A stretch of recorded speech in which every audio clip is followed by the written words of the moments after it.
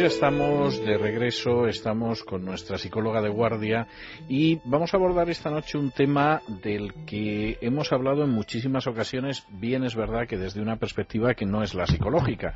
Ustedes saben que no pocas veces nos hemos referido al informe PISA.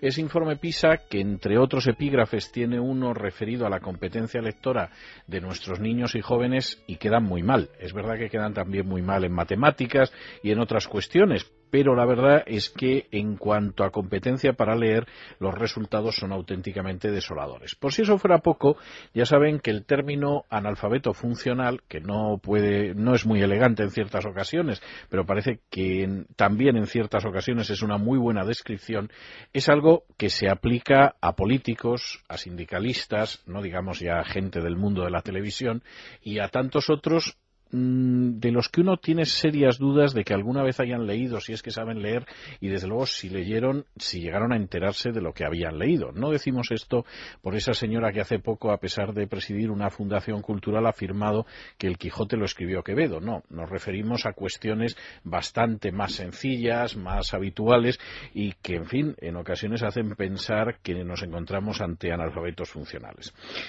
Primera cuestión que tenemos que plantear, doña Pilar, y me parece muy importante, ¿la lectura está pasando de ser un placer para convertirse en un problema social? Efectivamente, muy buenas noches, don César. Sí, así es.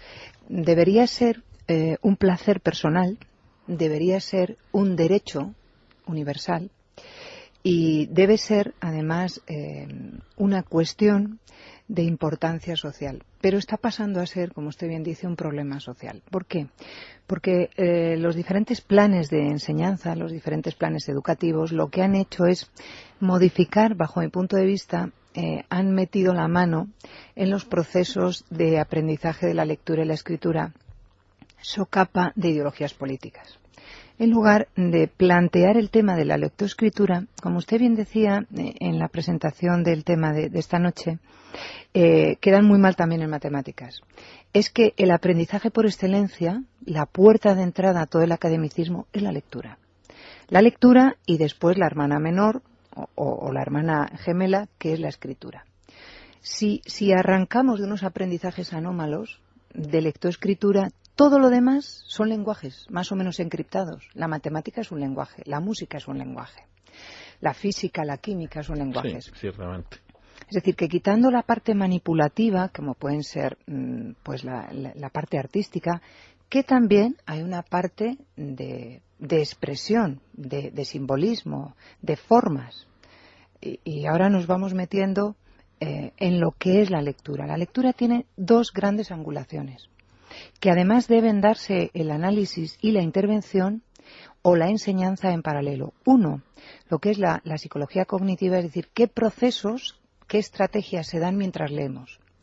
Y después la parte subconsciente, la parte emocional.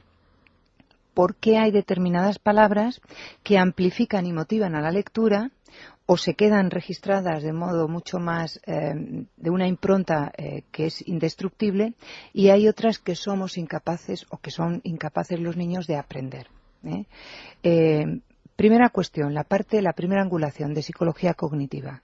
¿Qué es leer? Leer es un proceso muy complejo, donde influye una cantidad de operaciones enormes. Influye la percepción visual. ¿Por qué? Porque se trata de formas. Entonces, la primera aproximación de la lectura, me da igual que se lea a menor edad, mayor plasticidad en el cerebro y es mucho más fácil el aprendizaje. Pero una persona analfabeta adulta que le estemos enseñando a leer en las escuelas de formación de adultos, tiene que pasar el mismo proceso que un infante que está empezando a leer. Exactamente igual.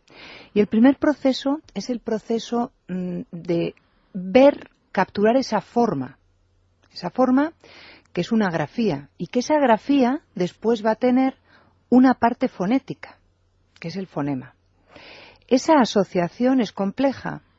¿Por qué? Porque para una persona que no ha tenido un adiestramiento cultural, los niños, cuando llegan al colegio, ya están enculturizados con las formas, porque han visto las letras de las galletas con las que desayunan, sí. Han visto el colacao, lo saben, no saben leer, pero saben registrar que ahí pone colacao.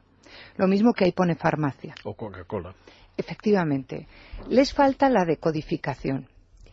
Partiendo de esta realidad, que es un aprendizaje de la lectura por vía visual, por vía global, los métodos constructivistas que entroncan con ideologías muy progresistas han dicho, bien, como esto es verdad, que leen por aquí, luego eliminemos la parte serial, la parte de decodificación. Es decir, al niño no le tenemos por qué hacer pasar por la parte de secuencia, que es el siguiente paso. Hemos dicho que la primera es la percepción visual y la segunda es la secuencia fonética de que cada grafía tiene un sonido, un fonema, y luego hay que asociarlos, que es la última parte. Y la final de todas es decodificar una pequeña frase y luego un gran texto. ¿Qué ocurre? Que estos métodos constructivistas dieron al traste con las famosas, seguro que nuestros seguidores, y usted también lo recuerda, las cartillas de Palau. Sí, sí, sí. Donde eran métodos... muy útiles las cartillas. Usted, que desde luego es un erudito en muchas cosas y en esto supongo que también, pero entenderá por qué no hay que despreciar este aprendizaje serial y fonológico. Me parece utilísimo. Bien, pues las teorías modernas, como bien decía hace pocas noches que cuánto daño han hecho algunos pedagogos, sí, pues lo han eliminado. Es decir, aquello de mi mamá me mima es una absurdez. Bueno, pues sí, efectivamente, la frasecita no dice mucho. Pero lo que no era una absurdez... No dice mucho según se mire. O sea, eso puede ser una novela, vamos, o sea pero bueno. Es verdad, llevas razón. Pero bueno. Pero es cierto que decían, bueno, el niño, ¿qué le trae que le llevan? Mi mamá me mima. Bueno, pues efectivamente el niño no aportaba mucho. Pero lo que sí le hacía al niño era el entrenamiento de esa decodificación para cuando se encontrara con textos mucho más serios y más complejos, que si solamente se le enseña a leer ahora hacemos una explicación. Se lee, usted, yo y nuestros seguidores, que nos consideramos lectores eficaces, nunca se termina de ser un gran lector, aunque se tenga hiperlexia, que es la lectura rápida y eficaz. ¿Por qué? Porque cualquier texto no tenemos la misma velocidad ni el mismo aprovechamiento según qué tipo de textos. Es decir, a mí me ponen un texto pues de física cuántica y la velocidad lectora o el aprovechamiento es menor. Tengo que dedicar más tiempo. Bien, cualquier lector competente puede utilizar y de hecho debe utilizar dos rutas lectoras. Una, la ruta visual y otra, la ruta fonológica. ¿Qué significa esto? Que ante un texto muy complejo donde tenemos que aumentar el tiempo de lectura y tenemos incluso que hacer feedbacks, es decir, vueltas atrás, utilizamos la ruta fonológica. Si tenemos que deletrear, pues carbamazepina. Cuando no estás entrenado a leer esa palabreja por la ruta visual, es decir, la leemos rápidamente, usted supongo que en términos jurídicos o en términos periodísticos o en términos literarios, no decodifica, don César, lee directamente. Pero hay otras palabras que se encuentra con ellas por primera vez o que tienen una frecuencia menos intensa, efectivamente menos frecuente, y la tiene que leer por la ruta fonológica. No en español. No en español. No en español, no en otras y no en alguna otra lengua. Entonces... Sí en otras lenguas. Pero vamos a ver, todo esto que usted me cuenta me consta que es verdad por experiencia propia, pero yo realmente me he percatado de ello leyendo en lenguas que tienen un sistema alfabético distinto. Y ahí es decir, ahí me he dado cuenta. Pero me he dado cuenta, curiosamente, por la vía inversa. Me he dado cuenta porque, por ejemplo, leía en hebreo y había palabras que yo me percataba de que las leía sin leerlas. Es por decir, la visual. Exactamente. O sea, me daba cuenta que además las iba leyendo a mucha velocidad por la visual y de pronto me encontraba con una palabra que era más extraña o más complicada o menos conocida y entonces ahí me detenía y la releía. Pero me he percatado de eso, o sea, lo que usted me está diciendo me consta que es verdad, pero yo me he percatado de ello leyendo en hebreo, no en otras lenguas. Bien, entonces, a nivel de psicología yo me estaría encontrando, lo cual lo sospechaba, que tengo un sujeto que tiene hiperlexia. Muy posiblemente, sí. El compañero contrario sería el disléxico. o el lector torpe. Pero es muy frecuente en normolectores, como puede ser mi caso, que ante determinados textos sí que me encuentro con demasiada frecuencia, caramba, ante un prospecto de una medicación. Ya. Que Pues yo ante leo los muy rápido los principios, prospectos, sí. pues ante los principios activos que están compuesto el medicamento, te encuentras leyendo por la ruta fonológica. Pero no nos perdamos en esto. ¿Qué ocurre si a un infante, a una persona que está empezando a leer, se le elimina, por estos planteamientos pedagógicos de mesa de despacho de un pedagogo o de un político, se elimina la ruta fonológica? Pues que están apareciendo muchísimas complicaciones, muchísimos niños que llamamos de dislexias evolutivas. Es decir, que no han venido congénitamente con esas dislexias, pero que después tienen grandes problemas para la comprensión de otros textos. Porque si juntamos dos situaciones metodológicas academicistas que se están dando, que es la presentación de los métodos de lectura por la ruta visual. Es decir, se presentan grandes bits donde el niño dice, pues ahí pone el gran león de la sabana africana. No lo está decodificando, lo está reconociendo por las cajas logográficas, pero no tiene el procesamiento serial. Bien. Si además metemos el bilingüismo, que todavía no se ha asentado la comprensión en su idioma, es muy fácil que aparezcan disléxicos evolutivos. Pero a más, el procesamiento de la palabra va por otra ruta distinta a nivel cerebral que el procesamiento de la imagen. Vivimos en el mundo de la hiperestimulación de la imagen. Entonces son dos rutas que son complementarias, pero que en el sistema escolar funciona una sobre la otra, la rectopulvinar y la genículo-estriada. Es verdad que se avanza muchísimo, que hay pizarras digitales, todo lo que se quiera, pero el niño tiene que procesar la palabra. Y la reflexión y la lógica no pasan por la imagen, pasan por la palabra. Por eso, en España, como hay tantos cambios de métodos de lectoescritura, hay estos desastres del informe PISA. O sea, al final los niños son analfabetos funcionales, o como se les quiera denominar, porque el sistema que se utiliza para que aprendan a leer y escribir es un sistema para mí cojo, que deja mucho que desear. Para mí cojo, efectivamente, porque se está presentando... Y era mejor el de las cartillas. A nivel de arrancar para tener un equipaje lectoescritor, infinitamente mejor. No me cabe duda, estoy totalmente de acuerdo, vamos, no tengo ninguna duda. Porque además, vamos a seguir profundizando. Estamos en la parte de decodificación, pero es que las rutas, me da igual, la entrada de la palabra puede entrar por la ruta visual, es decir, de manera global, donde leo la caja, registro la caja mesa es distinta a la caja misa y a la caja masa, pero son muy parecidas. Es decir, están en el registro de logogenes, en el cerebro, en la parte temporal izquierda, es decir, encima de la parte de la oreja, están en un área muy próxima. Pero como he tenido tanta experiencia en ver las tres, porque son además palabras cortas y frecuentes, se me activa de manera adecuada la que se tiene que activar. Bien, esta es la parte primera, la parte de decodificación, de percepción de sentidos. Pero luego vamos al siguiente nivel. El siguiente nivel es la sintaxis. Es decir, todas esas palabras no se producen al azar y se acoplan al azar en el cerebro, sino que tienen en cada lengua además, por ejemplo en alemán los verbos van al final.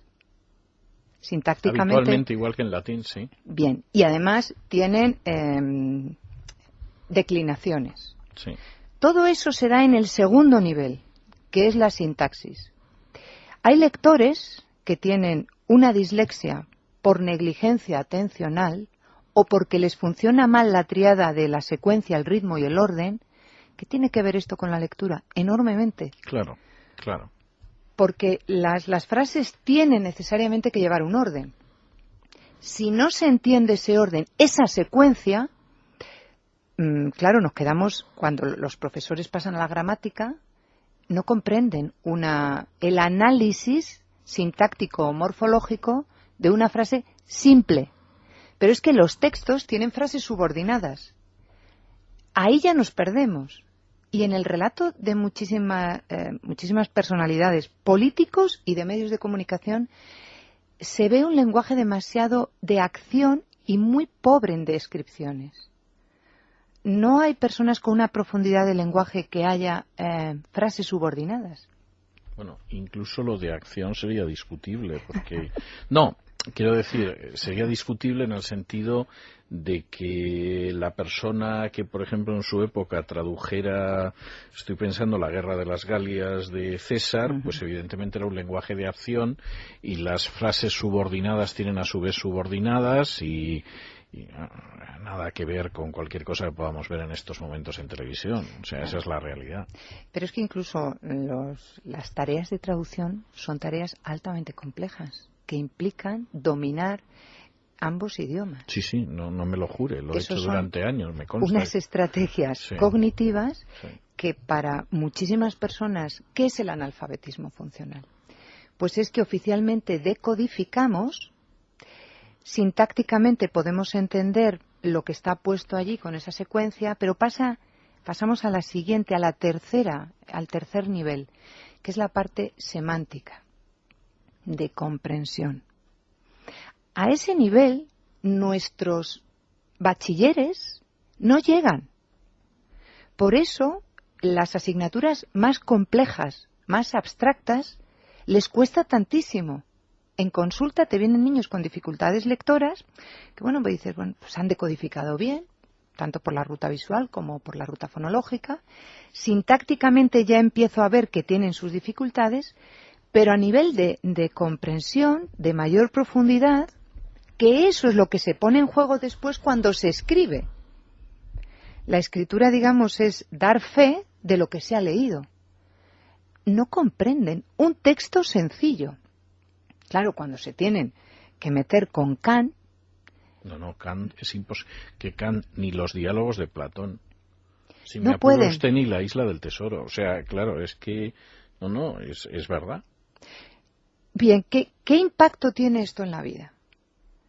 Pues mucho, porque estas criaturas tienen que leer un manual de instrucciones de la videoconsola que se han comprado. ¿Me lo puedes leer, por favor? Pero si tú lees, sí, pero no sé lo que pone. Bueno, pues vuelve a leer. Menudo rollo. ¿Por qué es menudo rollo? Porque la mayoría de las palabras que hay ahí, se llaman palabras en blanco o palabras detonantes, no comprenden lo que es. Es decir, que la palabra característica a un bachiller se la tenemos que explicar. Sí, no me cabe duda. Hay unos... dice, ¿y todo esto? ¿Existen unas mediciones? Sí. Existen instrumentos.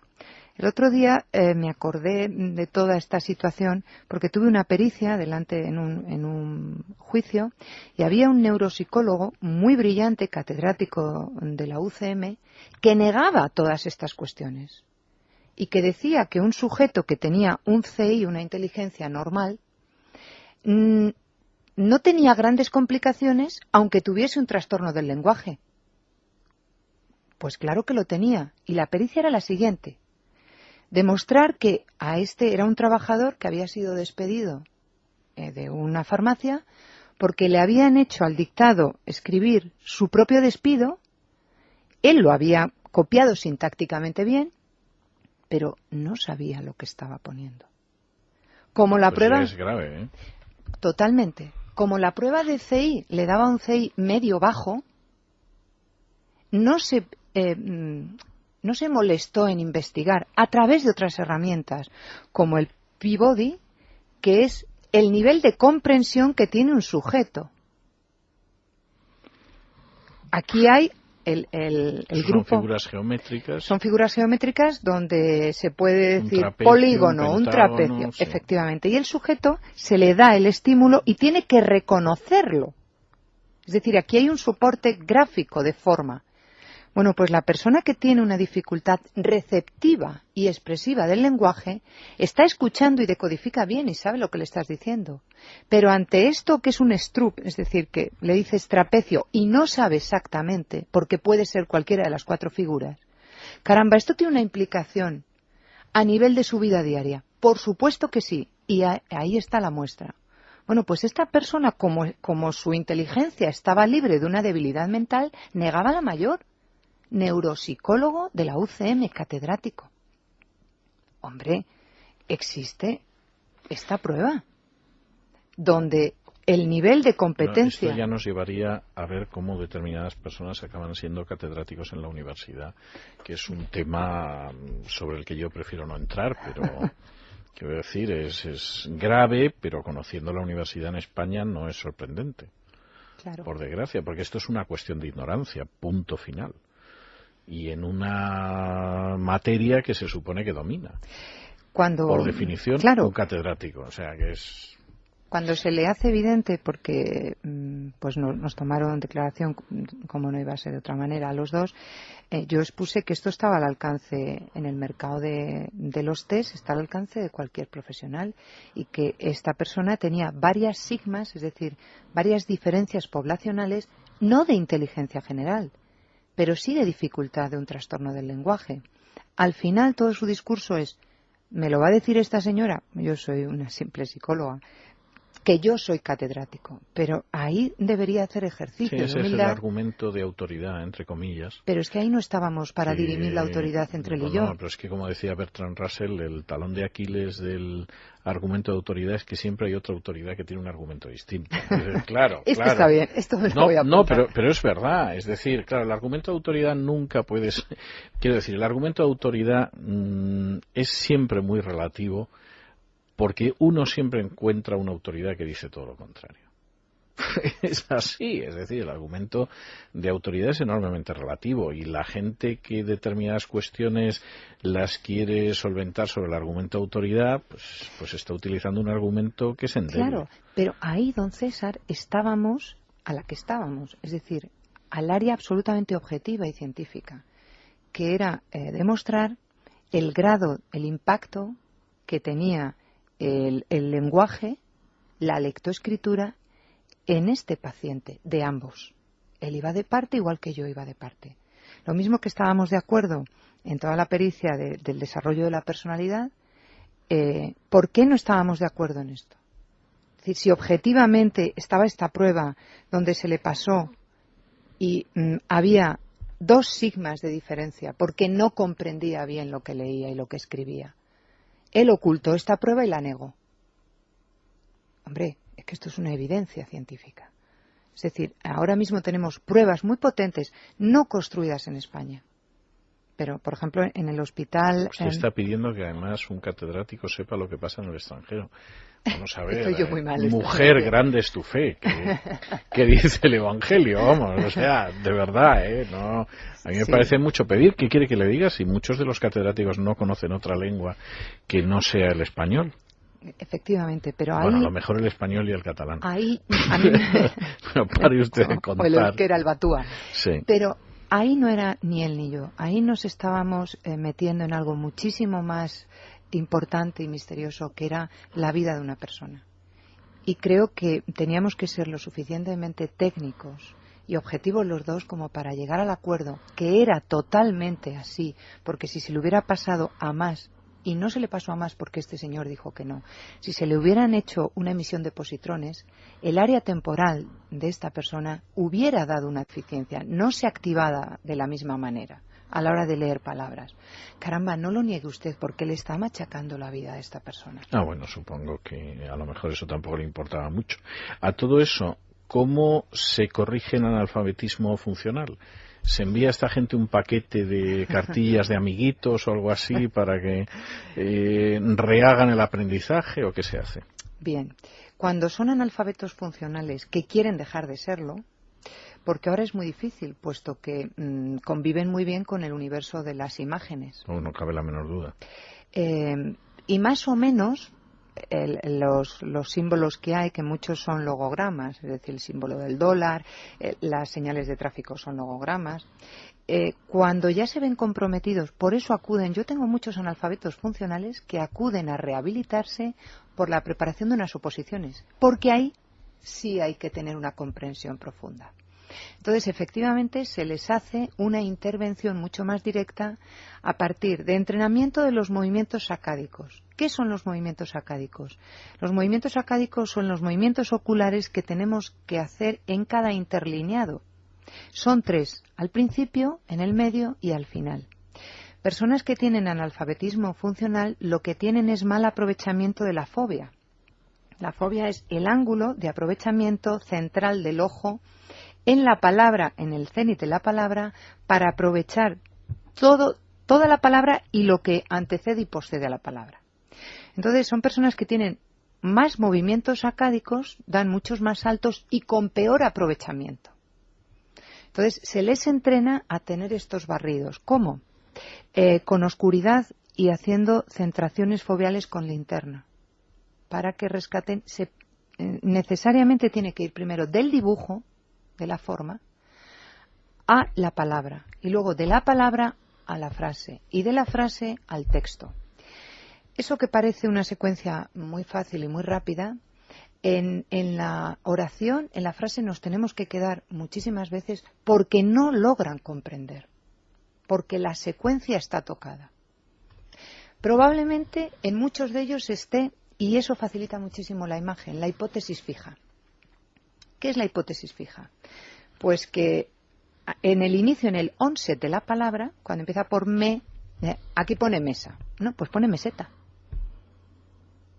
Hay personas que por esa negligencia atencional o esa percepción errónea o esa entrada, porque la imagen es mucho más rápida y categórica. He visto un pájaro y es un pájaro, no hay más. Pero la palabra implica unos tempos y una atención que no tienen nada que ver, porque hemos dicho que lo procesa por otra ruta, que no tienen nada que ver con el procesamiento de la imagen.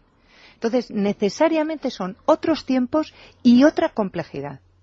Que una persona que ha estado, por ejemplo, opositores, que se graban y se escuchan. Eso está muy bien, pero como proceso final, no como proceso previo. Porque claro, como proceso previo, no tiene la profundidad, no llega a la parte comprensiva, que es la parte de Wernicke, la parte de comprensión final. Entonces, para eso hace falta entrenarles en la decodificación correcta y en la comprensión correcta y en la morfosintaxis correcta, porque a veces tenemos que bajar a unos niveles muy sencillos, como por ejemplo esta imagen, que es una caja vacía, una caja con un perrito dentro, una caja con un perrito en un lado y una caja con el perrito delante. Sí. Se le dice la frase que es: el perro está dentro, o no, el perro está en la caja. En la caja. Bueno, pues hay adultos que el perro está en la caja, es esta. Esa que está al lado de la caja. A la caja, sí. Si estamos en este nivel de morfosintaxis, no se le puede pedir que comprenda un texto de oposición para policía. Es imposible. Entonces, claro, piden que sea inmediato. Es que tengo 3 meses para preparar. Sí, bueno. Con estas situaciones no puedes. Claro que te vas a poder preparar la oposición, pero no podemos, de momento, el temario hay que dejarlo a un lado. Tenemos que empezar por entrenamientos lectores para rehabilitar todas esas secuencias que están mal. Hay otra angulación que hemos dicho al principio, que es la parte emocional, la parte inconsciente. La lectura y la motivación a la lectura, que ahora hay tantos cuentacuentos y demás, arranca de los primeros compases con las narrativas orales de nuestros padres. No tengo ninguna duda. La transmisión de nuestros abuelos cuando nos contaban. Es característico y universal y transcultural el relato de los mayores, de la sabiduría de los cuentos, a los jóvenes, a los niños. Porque eso va generando la ruta no de imágenes, sino de lógica asociativa de palabras. compuesta al principio en el infante por imágenes. Érase una vez, un príncipe, pero no, él tiene que componer imágenes a través de la comprensión de palabras. No es el príncipe ya dado en la imagen, que el príncipe está pintado con el manto de armiño. No, lo tiene que poner él. Y eso es una construcción maravillosa. ¿Qué ocurre? Que estas sociedades donde hay muy poco tiempo, donde el apego y la crianza es muy ansiosa. Sí, es cierto. Pues los niños, a ver, ¿qué cuento Además quieres? al niño se le enchufa la televisión y está Sí, tan contento. o los cuentos interactivos maravillosos. Pero si es que no se trata de coger cuentos complejísimos donde tengan sonidos. No, es que cualquier relato que debe empezar así por el relato sencillo de los padres. ¿Qué diferencia hay? Hay una conexión enorme del inconsciente con la lectura, porque hay dos vías de entrada al inconsciente que son los sueños y los cuentos. Los sueños, No me cabe duda. Los sueños aparecen todas las pulsiones, pero disfrazado. Pero en los cuentos libera y es taumatúrgico de esas pulsiones. Porque los cuentos de hadas, los famosos cuentos de hadas, Sí, de Perrault, sí, de Christian Andersen, estoy convencido de que... tienen una simbología inconsciente enorme. Sí, sí, no tengo ninguna duda. Por ejemplo, Me don atrevería a César, decir que incluso los mitos en buena medida. sí, lo dijo Platón, que la sabiduría pasaba por el relato de los mitos. Y lo ha repetido Joseph Campbell y Carl Gustav Jung y muchos otros. Me encanta encontrarme con una persona que entienda esto. Porque nuevamente... Llevo décadas estudiando mitos, o sea que lo puedo entender perfectamente, sí. Bueno, pues el que hacer ver a los padres que no se trata de pagar un cuentacuentos, ni de que una librería más o menos moderna se pague y se marque ahí el cuentacuentos famosos, que no, que va mucho antes. Va por ese momento único entre el padre y el niño, entre el padre y la niña, entre la madre y el hijo, de cuéntame este cuento. Y además, los niños, para que se liberen de esa manera taumatúrgica, el cuento que les hace mella, te lo piden y te lo exigen multitud de veces. Sí, es cierto. Y cuéntamelo, y cuéntamelo. ¿Y otra vez? ¿Por qué? Porque ahí se está deshaciendo un montón de situaciones, de pulsiones, de afectos, de miedos. El cuento de los 3 cerditos y el lobo feroz es la rivalidad del principio del placer y el principio de realidad. El niño que está en ese debate de la pereza, de no quiero, te pide y te pide y te pide. Y se ríe y se recrea con los cerditos perezosos que al final se los come el lobo. Caperucita. Por lo menos se quedan sin casa. Caperucita, la gran Caperucita. La gran Caperucita es fenomenal. Porque... A mí me parece un cuento pavoroso. ¿Por qué? Comprendo que además al final le hayan puesto un final feliz en algunas versiones. Hombre, claro, quiero decir, un cuento que en la versión original de Perrault se come a Caperucita y ahí se acaba. No, Y dice que efectivamente hay que tener en cuenta que esto pasa con las caperucitas que no son prudentes. El cuento es tremendo. Perfecto, efectivamente. El contenido psicodinámico es la precocidad sexual. Y además hay una batería de test, estaba a punto de traérmela, es magnífica, que es el FTT, que son todo el estudio de la psicodinámica hasta la adolescencia a través de figuras, por ejemplo, 3 tipos de caperucitas, 3 tipos de lobos. Y cómo la caperucita y el lobo tienen muchísimo que ver con los tipos de violencia. No tengo ninguna duda. ¿Conoce usted el chiste de Caperucita en la versión de Eugenio? No. Bueno, Caperucita va al bosque llevando la cestita con la jarrita de miel para la abuelita y todo lo demás. Empieza a hacerse tarde. Caperucita que no vuelve, la madre inquieta no vuelve. Y de pronto aparece Caperucita a las tantas de la madrugada, ¿no? Le dice, pero ¿tú te crees que estas son horas de volver a casa? Caperucita dice, Caperucita no, señora de Feroz. que me parece que creo que es una interpretación del chiste absolutamente del cuento extraordinaria. El salto al Freud moderno. Totalmente. Bueno, nosotros tenemos que despedirnos, pero supongo que vamos a seguir hablando de cuentos y mitos. De los cuentos de hadas. Bueno, a mí me parece un tema extraordinario. Desde que leí el libro de Bettelheim, todavía más. ¡Qué maravilla! Pero sí, no estoy de acuerdo con él en muchas cosas, pero reconozco que el libro es subyugante. Bueno, hacemos una pausa y nos vamos a algo más prosaico. Bueno, aunque hablando de cuentos de hadas, la verdad es que la tertulia de análisis político tampoco crean ustedes que se queda manca. Es la noche de César.